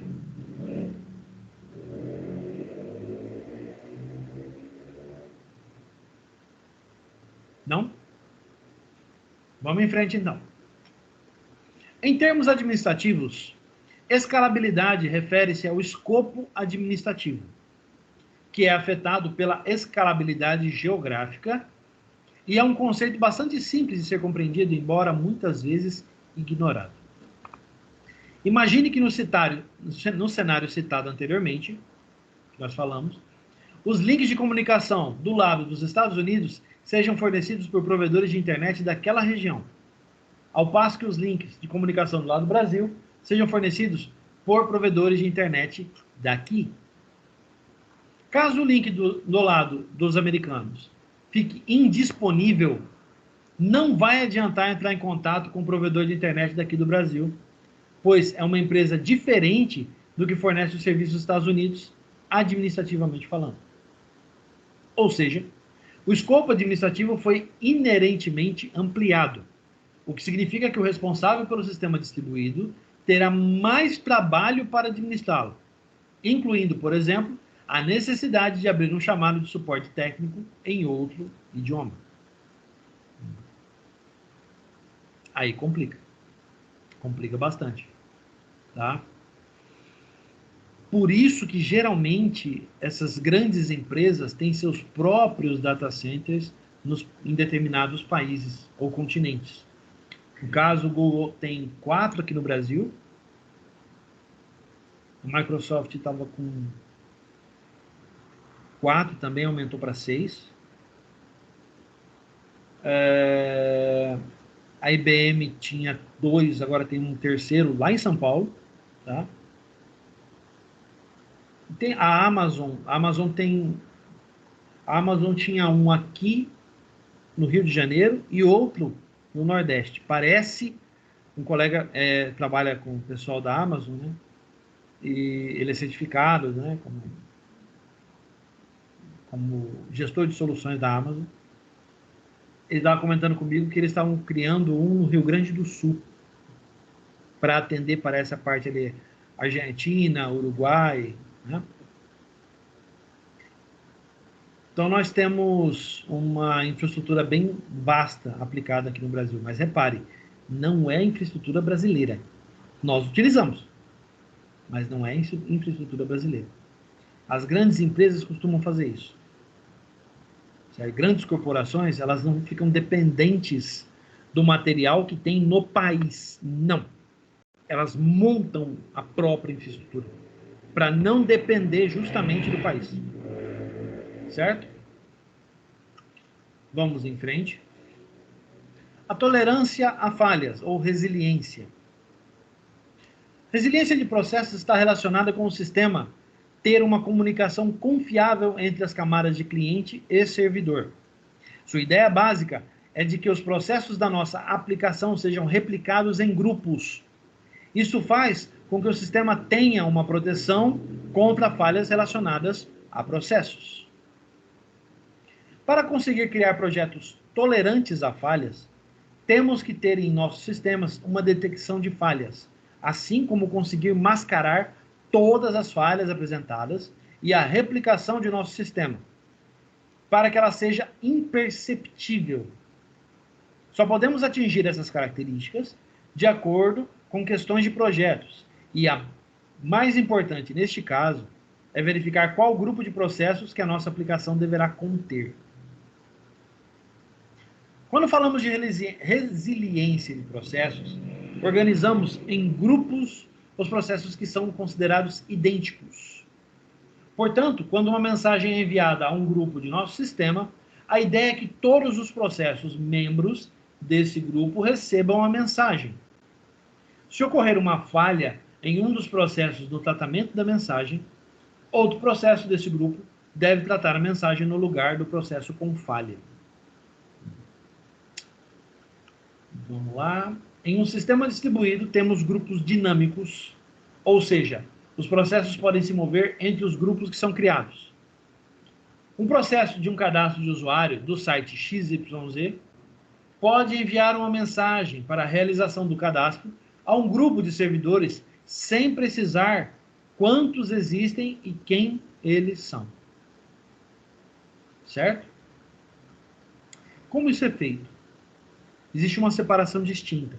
Existe um grupo simples e um grupo hierárquico de processos, baseados em tolerância a falhas ou resiliência. Vamos discutir esses dois só para ter uma ideia, tá bom? E depois a gente vai exemplificá-los. Quando falamos de grupos simples, todos os processos são iguais e todas as decisões são tomadas entre todos os processos, ou seja, de forma coletiva. A grande vantagem deste tipo de grupo é que não há um ponto único para a falha. Mesmo que ocorra falha ou caia algum processo, o grupo continua mantendo o serviço em funcionamento. Portanto, a execução do sistema não é centralizada a um só ponto. A desvantagem que encontramos nesse tipo de grupo é que a tomada de decisão tende a demorar, pois cada decisão deve ser priorizada pelos processos, tendo assim uma votação antes da tomada de decisão. Já os processos hierárquicos, como o nome já diz, são processos baseados em uma hierarquia, portanto, esses processos considerados mais importantes e que controlam toda a execução. Desses grupos, temos um processo chamado coordenador, e os demais chamamos de operários. Sempre que chega uma nova requisição, no sistema ela é enviada ao processo coordenador, que decide o melhor operário para executá-la. A grande vantagem desse tipo de grupo é que as decisões são centralizadas. Portanto, temos mais agilidade na tomada de decisão, o que gera um retorno mais rápido. Já a grande desvantagem apontada é que, caso ocorra uma falha no processo coordenador, o serviço todo para. Tá, vamos ver isso exemplificando, só para ter uma ideia, tá? Podemos, dá uma olhada na figura. É um grupo simples, tá? Ninguém é mais que ninguém. Podemos observar que na comunicação simples, os processos se comunicam entre si e decidem em conjunto qual o processo mais adequado para executar determinada ação durante o funcionamento de um sistema. Existem vários tipos de sistemas, de programas, de aplicações disponíveis na web que trabalham desta forma. Tá? Qual a vantagem dessa forma? Se cair um nó, o sistema permanece. Outro nó atende. Certo? Em data centers locais que atendem um conjunto de aplicações específicas, como, por exemplo, os da NET, da Claro Net, eles utilizam um modelo muito parecido com esse. Quando eu digo muito parecido, por quê? Porque o modelo é imenso. Nós temos várias máquinas que atendem essa necessidade. Então, cada máquina tem uma cópia do processo que trabalha com aquela determinada função. Este processo pode ser ativado pelo sistema distribuído. Pode. Desde que os outros decidam que ele é o melhor. Então, esse lance de votação pode causar um pouco de demora. No caso da NET, é feito dessa forma por quê? Porque ela tem que estar permanentemente online. Não pode cair. Pelo menos essa é a premissa deles. Tá? Já na comunicação hierárquica, dá uma olhada aqui, ó, a gente tem um coordenador e processos operários. Os processos estão divididos entre coordenador e operários, em que o processo coordenador irá definir o processo operário mais adequado para executar determinada ação durante o funcionamento do sistema. Qual é o problema? Você precisa garantir 24/7 do processo coordenador. É possível fazer isso? É possível. É possível. Eu poderia ter... inclusive, teve alguém que citou um exemplo muito parecido com esse, tá? Eu poderia ter outras máquinas com cópias do processo processador, desculpe, do processo coordenador? Não, não poderia. Só existe um. Igual Highlander. Só pode haver um. Certo?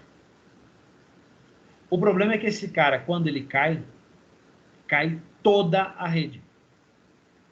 O sistema para de funcionar. Isso é um problema muito sério. Mas, pasmem, muitas redes bancárias são baseadas nesse modelo. Quando um cai, cai tudo. É um modelo em cascata, né? Ele vem caindo. Até que cair o sistema inteiro. O sistema bancário, o sistema financeiro utiliza muito o esquema de grupo hierárquico, tá? Muito bem. Para o próximo assunto, heterogeneidade. Nos dá a impressão de que heterogeneidade, diferença, hétero, diferente, né? Então, não existe nada homogêneo. Isso quer dizer, não existem máquinas iguais, máquinas clonadas, copiadas, uma máquina igual a outra. E isso é muito, muito, muito, muito interessante. Tá? Vamos ver o porquê. O termo heterogeneidade vem de heterogêneo, ou seja, algo desigual, que apresenta estrutura, função ou distribuição diferentes. Portanto, aplicando isso ao conceito de computação, quando temos heterogeneidade, estamos falando de um sistema que contenha em sua composição máquinas, ou nós, de sistemas operacionais, recursos, hardware, tipicamente, e até mesmo fabricantes diferentes. Esse é um dos aspectos mais frequentes de um sistema que utiliza arquitetura distribuída. Geralmente, o sistema é composto por máquinas de diversas características diferentes que se comunicam para manter o funcionamento. protocolos de rede são fundamentais para que essa comunicação entre máquinas diferentes ocorra. Porém, na maioria das aplicações distribuídas, precisamos também de um middleware para que essa comunicação ocorra. Middleware. O middleware pode ser considerado um conjunto de padrões e funcionalidades que atua como uma camada central entre a nossa plataforma, o sistema operacional e as aplicações. Essa camada central permite que em um sistema distribuído rodem diferentes aplicações em diferentes plataformas e que todas elas consigam se comunicar adequadamente. Aqui a gente tem um modelo de middleware, tá? Aqui em cima nós temos, desculpa, vamos olhar de baixo para cima. A gente tem aqui barramento de rede, a gente tem os computadores, servidores, notadamente. Aí, cada servidor tem seu próprio sistema operacional. Em todos eles, nós temos o middleware, que é a camada distribuída, do sistema distribuído, né? E, por fim, nós temos as aplicações que fazem uso do middleware. Podem ser a mesma aplicação ou aplicações diferenciadas. Certo? Vamos dar uma olhada nisso. Na imagem, temos um exemplo da atuação da camada de middleware perante diferentes computadores, máquinas, aplicações e sistemas operacionais. Podemos observar que a camada de middleware liga aplicações A, B e C com os sistemas operacionais 1, 2, 3 e 4. Importante. Aqui, por ser um modelo heterogêneo, podemos deduzir que estes sistemas operacionais não precisam obrigatoriamente serem os mesmos. Não. Podem ser diferentes. As máquinas podem ser diferentes. Uma máquina pode ter mais memória, outra menos. Uma máquina pode ter um processador mais potente, outro não. E assim por diante. Certo? Essas aplicações e sistemas operacionais estão em diferentes computadores, 1, 2, 3 e 4. Estes irão interagir entre si para a execução de um sistema distribuído. Isso só é possível devido à camada do sistema distribuído chamada de middleware. Certo? Então, mais uma vez, o middleware, ele atende todos os nós da sua rede de sistema distribuído, independente das máquinas que você tenha. Isso é importante. Independente das máquinas, nós temos a camada de sistema distribuído que transita por todas elas. Certo? Vamos em frente. Uma colocação importante aqui, vamos lá. Em uma aplicação escrita em diferentes máquinas, com sistemas operacionais diferentes, é necessária a comunicação entre essas máquinas. Cada uma das máquinas fornecem a própria representação de dados e formas de comunicação. E, nesse caso, o middleware atua como uma camada de tradução. Atenção, tá? Camada de tradução. Para que seja possível a comunicação correta entre as máquinas para o funcionamento do sistema. Então, mais uma vez, eu estou numa rede completamente heterogênea. Eu tenho servidores Windows, servidores Linux, eu tenho servidores Unix, tá? Eu posso até no caso, ter até servidores de rede Novell, que atualmente a gente nem usa mais, tá? Mas vamos pensar num cenário assim, um cenário completamente heterogêneo. Geralmente os cenários atuais é Windows e Linux, e só.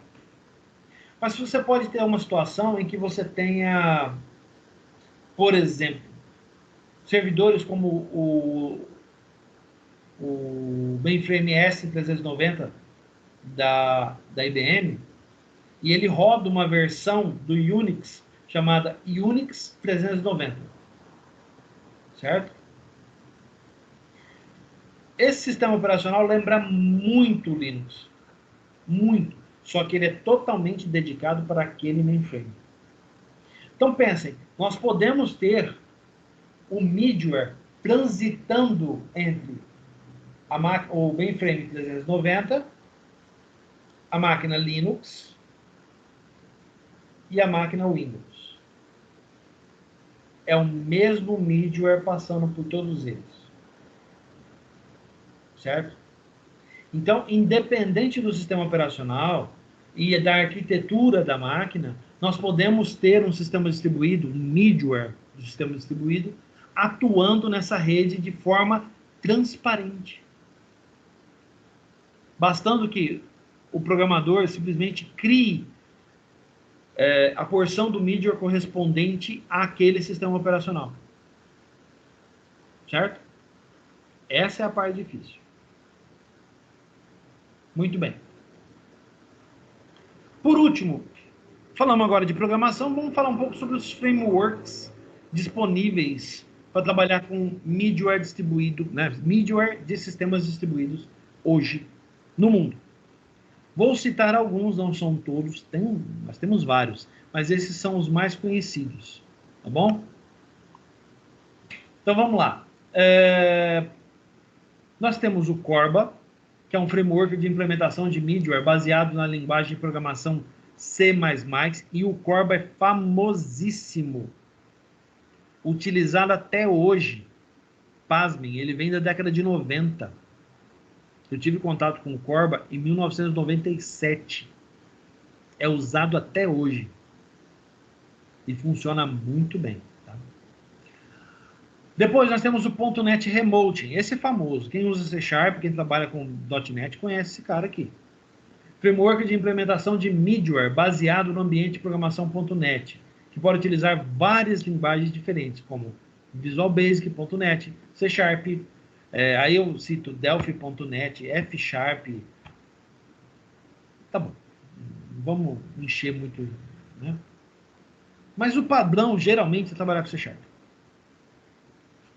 Aka.NET, framework de implementação de middleware baseado no ambiente de programação .NET Framework, que pode utilizar várias linguagens, como, por exemplo, Visual Basic.NET, C Sharp, Delphi.NET, F Sharp, etc, etc.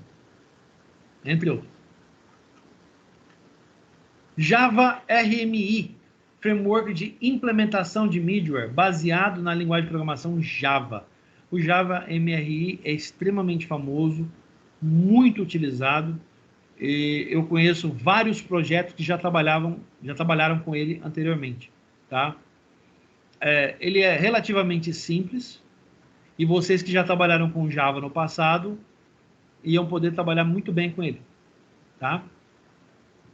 JAX-WS, outro Java na jogada. Framework de implementação de middleware baseado na linguagem de programação Java. Então, nós temos 2 sabores que trabalham com Java, 2 sabores que trabalham com .NET e um que trabalha independente na linguagem C++. Sendo deles os mais famosos o Corba, sem sombra de dúvida, é o mais famoso. O .NET Remoting, que a galera do .NET tem uma preferência por ele, tá? E quem já trabalhou com .NET Framework sabe que trabalhar com recursos próprios do framework é muito fácil. Tá?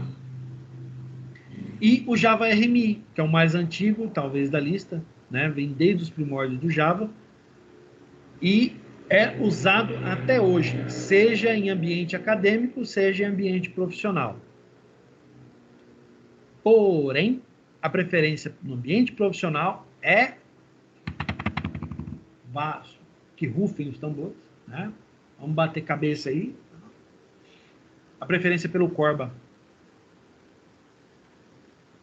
Até hoje tem sistema desenvolvido recente, sistema distribuído, que trabalha com o Corba. Por quê? Porque o Corba ele possui ferramentas na linguagem C++ para quase todos os sistemas operacionais em uso no mundo. Quando eu digo quase todos, é porque para alguns sistemas operacionais proprietários, como aqueles da Nokia, por exemplo, ele não tinha uma implementação estável. Mas para o resto, tem. Tá? Para quase tudo.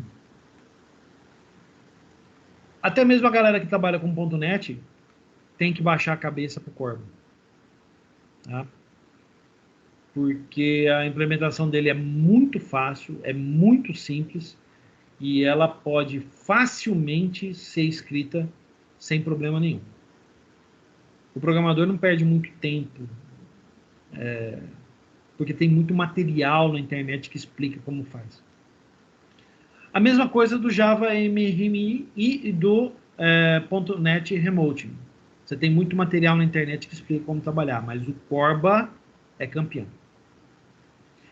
Se eu fosse fazer uma comparação, o Corba é equivalente ao jQuery. Tudo quanto é canto tem alguma coisa que explica a respeito. É só procurar na internet, você vai achar um monte de coisa. Tem site especializado no desenvolvimento de ferramentas usando Corba. Tá? Beleza, gente? Vamos lá. Alguma dúvida? Chegamos no final da nossa aula. Alguma colocação? Querem fazer alguma colocação?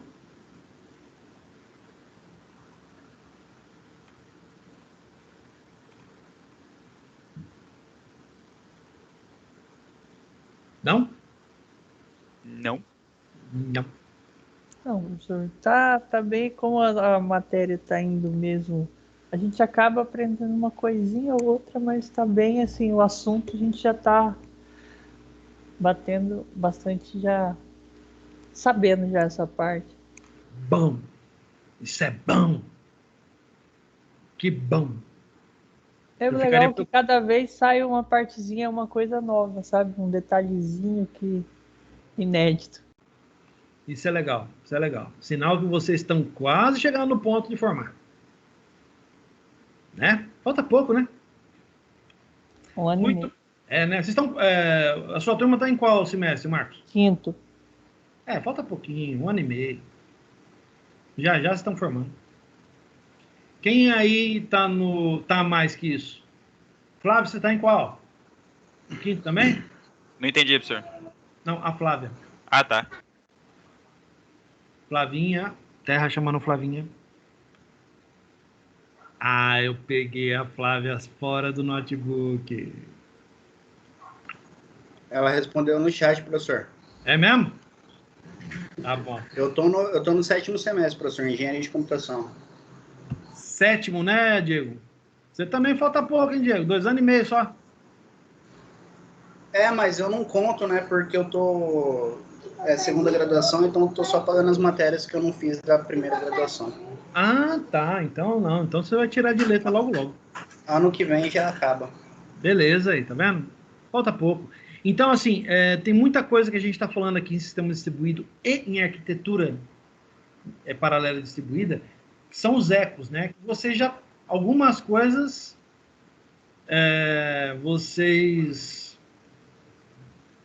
Algumas coisas vocês já conseguem acompanhar, algumas coisas vocês já conseguem... como o Marcos bem colocou, vocês já sabem, né? Já ouviram alguma coisa nesse sentido. Eu só estou botando um pouquinho mais de açúcar nesse tempero aí, né? Beleza. Vamos então para o relatório de aula, já para acabar a nossa aula de hoje. Espera um pouquinho, gente. Faltou um negócio aqui. Deixa eu corrigir uma coisa aqui. Só um instante. Tem que colocar a computação verde lá, né, professor?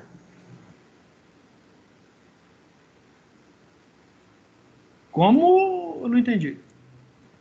A terceira questão, a computação verde. Não. Vou colocar, não. Lembra, Diogo, você não pegou o que eu expliquei no começo, né? Peguei, professor, tá assistindo. Por isso que eu vi que o senhor falou que ia pegar a terceira questão, que é a computação verde. Mas não. Acompanhar a aula mesmo, ela é uma questão de enunciado de aula.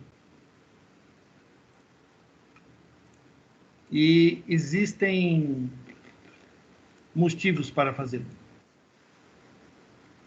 Deixa eu só acertar uma coisinha aqui, gente. Espera um pouquinho só. Vou fechar aqui. Vocês não precisam ficar vendo essa beleza aqui. Deixa eu acertar só um instantinho. Só um minuto. Vamos lá, rapidão, rapidão.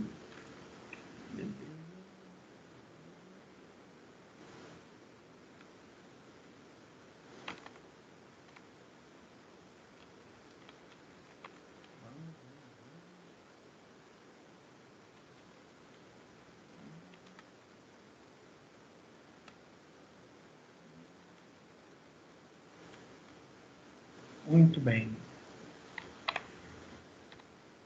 Beleza, beleza, 23, perfeito, tá ótimo. Vamos compartilhar de novo. Muito bem. Oh, meu Deus. Colabora comigo, criança.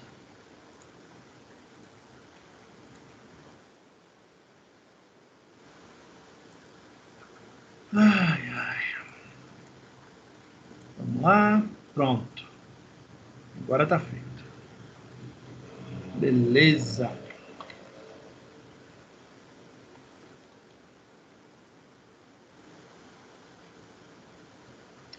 Fazer uma mudança.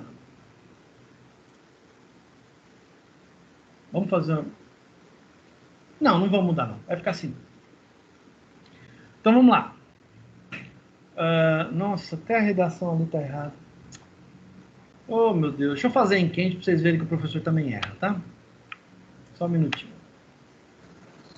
O senhor errou aí porque o senhor não está fazendo os relatórios da aula, professor. Não entendi, Diego. Por favor, fala mais alto. Vou até aumentar o volume aqui, que eu acho que tá escutando. Não, era brincadeira. Ah, tá. Eu falei que o senhor errou aí porque o senhor não está fazendo os relatórios também. Ah, tá. Entendi. Vamos lá.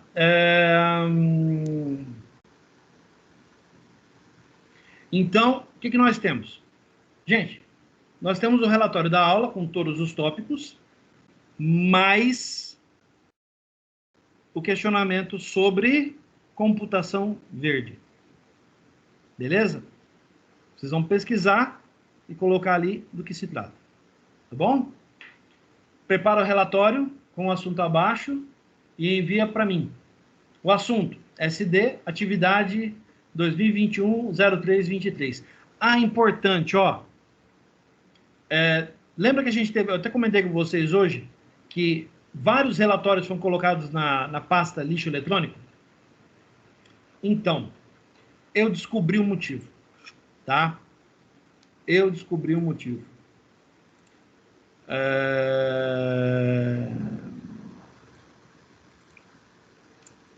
Seguinte, o pessoal está fazendo o seguinte, ele está pegando o PDF, teve algumas situações assim, tá? A pessoa copiou a linha inteira, inclusive esse ponto.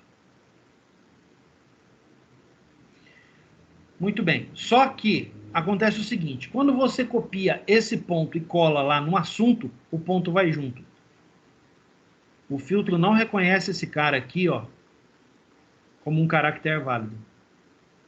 Essa parte aqui, esse ponto e esse espaço. Não é um caractere válido. Primeiro problema. Algumas pessoas mandaram relatório desse jeito. Segundo problema. A pessoa veio e copiou somente aqui, ó, do colchetes até o final. Tá? O que aconteceu? Não sei por que cargas d'água. Ele não entendeu esse sinal aqui. Não entendeu. Por quê? Por filtro em formato texto, isso aqui, não sei se vocês já viram isso, tá? Em formato texto, isso aqui e isso aqui é a mesma coisa. Se eu copiar isso aqui e colocar em um arquivo TXT, é igual. Abrir um TXT aqui, um Notepad++, copiar esse cara e colar lá, tá? É a mesma coisa. Mas aí, eu fui testar. E eu descobri isso. Porque eu vi algumas pessoas falando, ah, mas eu copio direto do PDF. Aí eu fui olhar os relatórios que foram restaurados. E aí eu descobri isso. Para ele, isso aqui, esse sinalzinho, esse travessão, tá? Esse travessão aqui, ó. Se você copiar do PDF e colar lá, para ele, não é esse cara aqui. Não é. E aí, gente, ó, é a ferramenta, não é o professor, tá? É a ferramenta. O filtro é baseado em caractere texto. Então, se você jogar no Notepad e depois colocar lá no assunto, ele vai aceitar. Pegar o Notepad++, copia esse cara, cola lá. Aí vai no Notepad++, copia do Notepad e cola no assunto, ele vai entender que isso aqui e isso aqui é a mesma coisa. Detalhe, não é exclusividade de vocês, tá? Não. Eu tenho a turma de programação em banco de dados, aconteceu a mesma coisa. Não foram todos, mas aconteceu a mesma coisa, tá? Eu entendi isso. Eu percebi também, porque eu estou recebendo, até ontem eu estava recebendo os relatórios da galera de sexta-feira. E algumas pessoas fizeram um comentário comigo a respeito de que haviam mandado informações relevantes no relatório. E realmente eram informações muito relevantes, tá? E aí eu fui verificar, e eu não achava o relatório de jeito nenhum. Eu não achava o e-mail. Eu falei, mas como? A pessoa falou para mim que mandou. E aí, pasmem. A mesma coisa aconteceu com o relatório de vocês. Igualzinho. Quando eu fui olhar hoje, eu até assustei. Porque eu tinha corrigido alguns relatórios e quando eu fui olhar hoje a pasta para corrigir o restante, não tinha mais. Eu falei, ué. Pô, o pessoal ficou bem preguiçoso, né? Eu desconfiei que tinha alguma coisa errada quando eu não achei o relatório da Flávia e do Marcos Rolim. Falei, não, tem alguma coisa errada aqui. Tem algo muito errado aqui. E aí eu fui atrás para duplicar e acabei descobrindo isso. Tá? Então, o filtro do Outlook trata caractere texto. Tá bom? Então, lembrando, não sei se vocês já fizeram esse teste. Se vocês abrirem um Word, copiar um trecho de um PDF e colar no Word, vai até a formatação da fonte. A mesma fonte que está no PDF vai no Word. A mesma coisa acontece no e-mail. Se você abre o Outlook, abre um PDF, copia a informação e cola lá no e-mail e manda para mim dentro do seu relatório, verifica antes a fonte. Por quê? Seu relatório vai ficar com 2, 3 fontes diferentes. Só isso já é indício de problema. Fala, Marco. A Flávia está perguntando se... Então é por isso que a gente não está recebendo o bot de e-mail recebido? Pode ser. Porque eu mesmo envio... A vida inteira eu copiava aí do PDF e mandava. Eu teve só um que eu recebi de e-mail recebido. Foi o primeiro relatório. Nunca mais eu recebi mensagem de nenhum bot seu. Sim, pode ser sim. Eu andei verificando isso e eu comecei a ver... Vocês não são os únicos não que não estão recebendo. O pessoal de programação em banco de dados, outro também, eu estou dando uma disciplina, a disciplina de CC1, eu estou dando sábado de manhã. Eles também não estão recebendo. Mas eu consegui ver um relatório da turma. Deveriam ser 5. Eu vi um só. Já encaixei tudo no mesmo bolo e fui atrás de recuperar o que tinha no lixo eletrônico. Sorte que eu consegui. Mesma coisa para os calouros em sistemas operacionais, tá? Inclusive, eu estava acompanhando a chegada dos e-mails deles hoje e eu estava percebendo justamente isso. O e-mail está batendo na caixa de entrada quando roda o filtro, o e-mail some, tá? Então, Flávia, será que trocar o caractere seria boa ideia ou será que manter aquele lance do copiar para o texto para depois copiar, não é melhor. Por que eu estou falando isso? Pois não, Diego. Eu sempre faço direto no Sublime, lá no bloquinho de notas mesmo, depois colo no Gmail e acho que nunca deu problema. Sei lá. Tem gente que faz o seguinte. Se eu não estou errado, era alguém da turma de vocês que falou isso para mim um tempo atrás. Ele fazia o relatório no Word. Depois pegava do Word. Docs. Oi? Eu faço no Google Docs e colo e copio esse título e colo no meu título do Google Docs. Uhum. E daí que eu copio tudo e envio. Tanto é que essa semana eu mandei uma imagem, ele fica reservado no meu Drive. Como eu tinha uma imagem que eu fiz, não foi pro Drive, eu mandei direto pro e-mail, entrou como anexo. Daí eu até mandei mensagem, porque foi anexo. Mas sempre eu copiava do PDF aí, esse título, e colo o meu título do meu Google Docs. Sim. Depois de lá eu envio pro Gmail. Uhum. Então, me relataram outra coisa. Me relataram o seguinte: a pessoa faz no Word, tá? Redige todo o relatório no Word, depois pega do Word e copia no Sublime. E a pessoa usava Sublime, tá? Aí depois depois que estava no Sublime, copiava do Sublime em formato texto, colava no e-mail, fazia a mesma coisa com o assunto, copiava o assunto do PDF, colava no TXT, ia lá no texto, copiava aquele cara, colava lá no Outlook e mandava para mim. Nunca teve problema.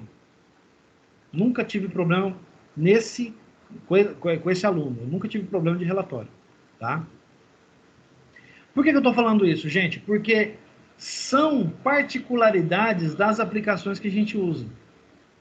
Eu posso até trocar aqui, não tem problema. Eu paro aqui e troco, mas se a pessoa continuar fazendo isso, pode continuar dando problema? Pode, tá?